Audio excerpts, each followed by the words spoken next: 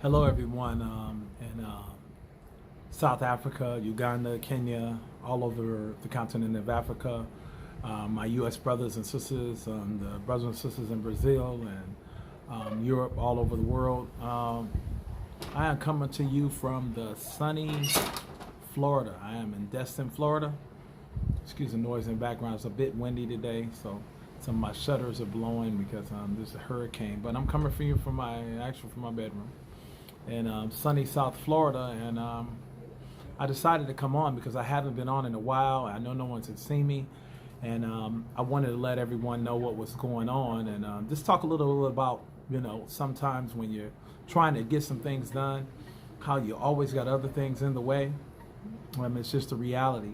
But since I'm talking about sunny South Africa, or sunny Florida, that is in this case, maybe I'll flip this camera around so you guys could see what it is I am viewing as I take this video. I'm gonna just turn this camera around so you can see my view.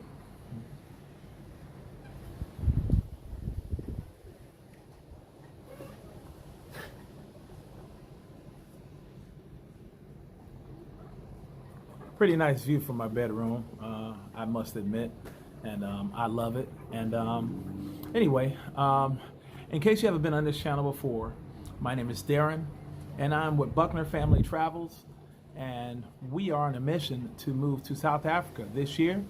It's going to be myself, my wife, my 13-year-old son, now 13-year-old son, brother Malcolm, our two dogs, Tank and Lucy Lou. I just wanted to come to you guys today because, like I said, it's been a while. I haven't been on here, so I want you to stay to the end. Make sure you like and subscribe in this video, and just make some comments. Let us know what you think. If you could relate to this, if you could, if you've seen this before, you can understand, especially our brothers and sisters in the diaspora, outside of the continent. And I'm sure even people in the continent of Africa, or on the continent of Africa, have experienced this from moving from one country to another. Well, I had to take a little hiatus, even though I'm not a YouTuber. This is not my first love. This is not what I do. This is not how I make my living, obviously. I do this because I want to share content and information and just kind of give people a little, inside look at our lives at times, and see what you guys thought, and see if people could relate to this. Moving to the continent, or anywhere, for that matter, it doesn't even matter sometimes if you're just moving down the street. We all know that there's a lot of work involved. There's a lot of moving parts involved. And even when you seem to be doing well and financially and all that kind of good stuff, you still have moving parts involved, because it may not even be money, but a lot of times it could be things like family. We want to move a lot faster than what we've been moving, but unfortunately I've been in Florida longer than what I'm supposed to be. We got a little bit of property up north, in my hometown, St. Louis, Missouri, where the Gateway Arch is. For folks who don't know, that's where the Gateway Arch is, and the mighty Mississippi River runs through here in the States. And we've had vehicle things go on. Unfortunately, had to buy my wife a new vehicle, although I did not want to buy another vehicle because I'm like, that's money I want to spend going towards the continent. I didn't want to have another note. That's just this whole American thing, and I don't have to spend a whole lot of cash to go get a car. And then in this economy, getting a used car is like you're spending so much that it doesn't make any sense, and it might break down on you. So I had to get her another car. And I even had to get myself a truck just since I've been back from the continent, and it's only been a few months being back from Africa. We've had a couple other things going on, which is why I had to kind of disappear for a while, because I had to, I had some other priorities I had to deal with, and health issues. I mean, we're talking even for myself. I had to check into a hospital right before I even came to Africa, and when I got back, I had to go back and do some follow-up, and even had a surgery since I've been back. Fortunately, I'm fine. We thought it was something major, and it turned out that it wasn't anything major. So it looks like I'll be okay. They had to give me a little bit of medicine, and unfortunately, I'm going to have to be taking this medicine for a while. But you know, I believe I'll be healed, and I believe God is going to take care of all this. And I feel great. So that's what matters. But then I'm also dealing with, well, when I say it's not me alone, but it affects the entire family. And you guys know the big C word. My younger brother, 10 years younger than I am, and I actually asked him before I put this out on video, so it's not like I'm just putting business out there, but I wanted to make sure it was okay with him. But he was diagnosed with multiple myeloma, which is a form of cancer, and it's a very rare form of cancer. And he's a young man. He's, like I said, he's 40, and it's really rare. It's even more rare for someone that young. I don't know what happened, why. They did say a lot of it could be stress related to it spreading, which is not uncommon for a black man, which is, that's a whole nother story. I can do a video on that alone about multiple myeloma, cancer in black men. And I got information even from doctors, and it kind of blew me away. And it's an American, it's big here in America, but it's usually amongst older black men. So we've been dealing with that, the whole family, trying to make sure that that comes first, because that is important, and we want to make sure we're there to support them. So we appreciate your prayers and your thoughts, and I know my YouTube family, anybody else who sees this video, will make sure they're sending out prayers. He did go into the hospital recently, and thank God he is out. And they, as of right now, it looks like everything is well. And at this point, it's just about time, and we have to wait and see what's going to happen. But we are believing for a good report, so we're going to stick with that. My wife is currently in New York. She's supposed to be heading back today, but she had to leave suddenly a little over a week ago, because her dad is dealing with some health issues, and it was important enough for her to just, really pack up and just go right now, because he's up in age, and it's family. Again, that's what's important. Now, with this, you have setbacks. I mean, because you have all these things you have to think about, and like I said, all these moving parts when it comes to family, and even, like I said, some people, it could be finances. Like I said, I had to buy a car.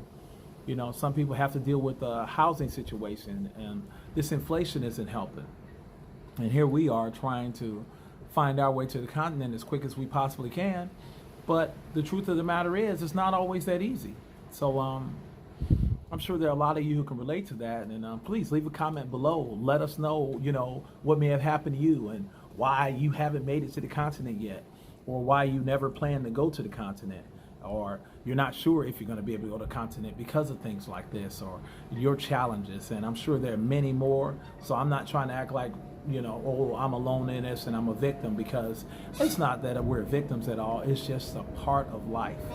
It is. Sometimes life just gets in the way of things that you want to do. So we're going to keep chugging and keep going with our plan to move to the continent in the summer of this year of 2023 that is now here. Happy New Year to you guys, by the way. And we're going to keep on chugging along, and we're going to do it with a smiling face, and we're going to be happy about what we're doing, because we are still very excited about moving to the continent of Africa, specifically South Africa. Shout out to all my all the people that I've met in South Africa, friends, people from the States that are heading to South Africa, other diaspora. I think about people like Assad, Dr. Assad and his wife Adrian, Mark and Tasha Bland from the Real South Africa, and the list can go on of all these folks who have been inspirational for our journey, and they're doing good things for the diaspora, and they want to make sure that you have a nice experience if you ever come and visit Africa, or if you plan to move to Africa. I'll make sure I put some links below for those folks too, so you can reach out if you've never heard of them, and if you have heard of them and you're still thinking about making a trek, or whatever you want to do to make it to South Africa. But yeah, you're going to have challenges in life, folks, and we know that without challenge, it's hard to build character. And even though these challenges aren't always welcome, it doesn't mean they're not necessary. They are necessary in order for you to get to the next level. And even in something like this, going to Africa and making this move across this mighty ocean that God has put on display for us is this beautiful sight and something that no man could ever create. We're going to make our trek. We're going to make it, and we're coming. We just have a few delays. But I remember back in church they would say, I think it was one of my pastors. He'd say, delayed but not denied, and that's where we are right now. So, like I said, I know there are a lot of you guys out there that have experienced this, and it can be tough sometimes because it makes you wonder and second guess what you're going to do and if you should really be doing this.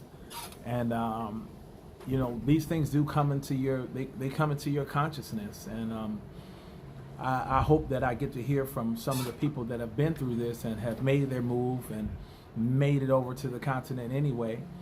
I don't really have a problem moving. It's just that sometimes it does bother me. It bothers me because my mother's getting older. My father's no longer with us, but my wife's mother's no longer with us, but her father's getting older. My wife's father's getting older, and it's going to be new for us. It's going to be new for Brother Malcolm to go over there. He's going to have to leave his big sisters that he's always been attached to and his friends, and we're going to have to start a new life, new schools and all that good stuff. Although I'm looking forward to that because I think it'll be a great experience for him. I mean, at the age of 13, they tend to do pretty well. Hopefully they can learn some new languages and, make a whole new set of friends. And in the future, a family, we're always looking forward to that also. So we want to make sure that we understand that we have to put things in order. So if you are one of those folks out there and you're just talking about moving to the continent of Africa, and you don't have your affairs in order, whether it be income to support you on the continent, whether it be a true place to stay where you're going to be stable, if you're not going to have the means to come back and forth, if you have older parents or relatives and family, make sure you put those things in order. Make sure your health is in order, because while we know we can get health care in other countries, a lot of times it's not a matter of one being better than the other. I hear that, they say, America has great healthcare systems, and I've been able to go to some of the top facilities in the country. So I'm not doubting that. The same facility I'm working with now, I had a surgery about 6 or 7 years back, and it was actually a life-threatening type thing going on, and I was in the hospital for, I think, 20-something days. And the healthcare system, hey, they serve me proudly, and I'm happy for that, and so I'm not going to deny that. But and I'm going to come there, and I'm going to be confident that they're going to take care of me in South Africa. Just got to make sure we have the right insurance, and have some cash on hand when necessary, and get to know good hospitals in the Johannesburg area or the Durban area for people that are going to move to Durban, and people in Cape Town area, and wherever else. And we're hoping that since I'm making videos like this, hopefully some local people in South Africa tell us hospitals that they know are great hospitals and insurance plans, and hopefully some of the diaspora can tell us about the insurance plans that they are aware of, and put them down in the comments below so we can help other folks that are looking to move to the continent. We want to have these affairs in order. You want to know where you're going to stay. I tell you what, that's been a pretty difficult thing. Fortunately, I've had some help from people that are already there, and I am looking still, because my wife and I are looking to purchase a home in South Africa, but of course it's a back and forth thing, and you really just got to be there. So we know we're going to have to probably get an apartment and rent that or something like that. So we can find what we want and be happy in our decision, and because I want the wife to be happy and be comfortable, especially you moving overseas to a completely different place. Heck, my wife want to be comfortable. She moved from across the street, so I know if I'm moving overseas, I better make sure that we good to go. And I know she's gonna want that, and she deserves that. So I'm gonna make sure she gets that. You also want to have other things in order. Like I said, you want to make sure you have an income. I'm not sure what all of you guys are doing. I know some of you guys in the diaspora that have moved to Africa have talked about remote jobs. Some of you are in IT. Not all of us are in IT. I don't know anything about IT. Yeah, I own a couple of websites and whatnot, but I've never been an IT guy. Would love to learn some stuff though. But so if you can tell me about that, about some online jobs we can do in South Africa, that would be great too. Other people have rental properties. Rental properties here in the States, I guess it helps if you have the US dollar, especially right now. It helps if you have the US dollar. It'll help you to live a pretty good life and eat some really great food, as we do in South Africa or in Uganda, Kenya, wherever we are, always eating great food. And, you want to rental property here, you have to have the management aspect in place and whatnot. So you have a lot of things to think about. When you come back in town, are you going to have a vehicle? Of course, what kind of visa are you going to get when you're in Africa? You're going to have a business visa, work visa, critical skills visa, retirement visa, and it's so many different options. But you have to find one that's going to fit you and your situation. And we are currently working on that process also to see which one's going to work best for us. You want to make sure you can get in and out the States when necessary. You want to make sure that you have a place to stay when you come back to the States. I know some people just stay with family, but it depends on the size of your family. It depends on what kind of family you're coming from. I mean, to be frank with you, I know a lot of people diaspora, and then you always have the certain black folks in America that are doing what some would say is doing well, and unfortunately they come home and that's not the case for the whole family. It's just not the case for the whole family. So they may not have a place that they feel comfortable or whatever when they come back to the States. It just may not be available. So if that's the case, then you have to make sure you have stuff like that in order. You can't do this stuff on the fly, because it just makes things really difficult. Trust me, I know, because we're no longer at our home that we're at for the last 13, 14 years, where Malcolm grew up, and we are now, in our other properties, and fortunately we have other property, and then my daughter has property here in Florida, so it's nice to be able to come down to the condos and stay in these beautiful condos down here on the beach. And it's just hers. So, she's in the military, so most of the time she's not even here. So yeah, of course that works out great. But everyone doesn't have these options, so we're blessed to be able to have these options open up for us, and these choices. And we're blessed enough to be able to jump in a car if we need to. I'm a builder, so I have to keep a truck. And even when I'm not here, sometimes a guy that works with me or for me or whatever and doing some work for me, he can jump in my truck. But when I'm in town, I can always jump in my truck too. But these are different obstacles that we have to face when leaving the country. So, let us know what challenges that you guys have had to face. People that are in the diaspora, and challenges you've had to face with moving to the continent, or some of you have had to move from the continent to the States or to Europe, maybe the UK, Germany, something like that, and you had challenges. And I'm sure a lot of these things were on your mind because, of course, we kind of all deal with the same thing. It might be on different levels, but it's the same thing. And, whether it be family, financial, whether it just be our mental, the culture shock, all that good stuff. So we all have the same issues and same things that we have to deal with. Give us suggestions on how you handle those issues, how you handle these shocks and surprises and these things that may come up, and how do you mentally handle these things? I mean, whether it be through therapy, whether it just be through talking it out on YouTube, or expressing all your feelings on Facebook. It's up to you, but share your comments, and you might be able to give some inspiration to somebody, including me. I'm open to inspiration. I need to be inspired. I have to be constantly inspired, because sometimes, even though I'm a motivated guy, it's nothing like pulling a little motivation from somebody else. You pull just a little bit from somebody else, and it just keeps you going and gets you to that next level.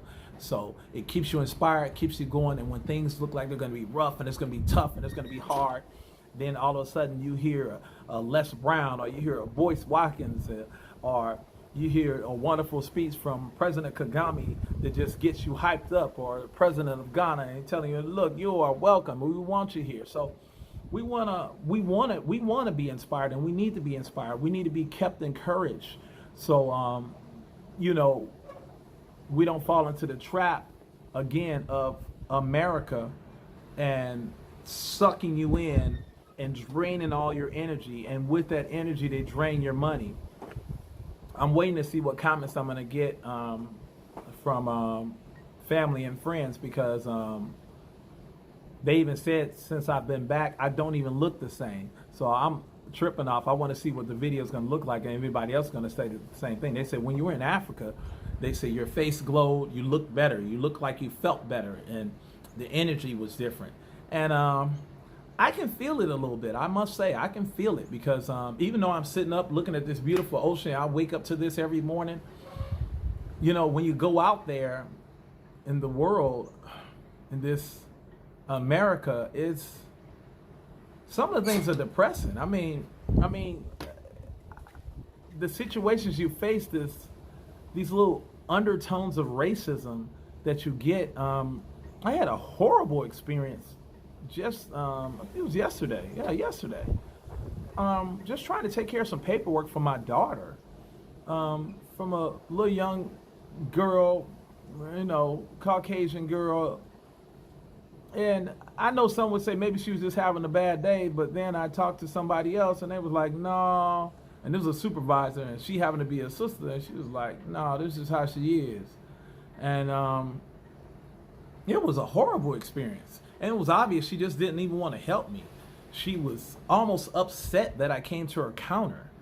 Had another experience, same day, about some keys. I mean, seriously, about making some keys for my daughter's car. She gave me power of attorney to make these extra keys so her cars don't just sit there. She drives these little fancy little cars that she likes to rent out for tour when she's not around. That way she makes money and the cars pay for themselves.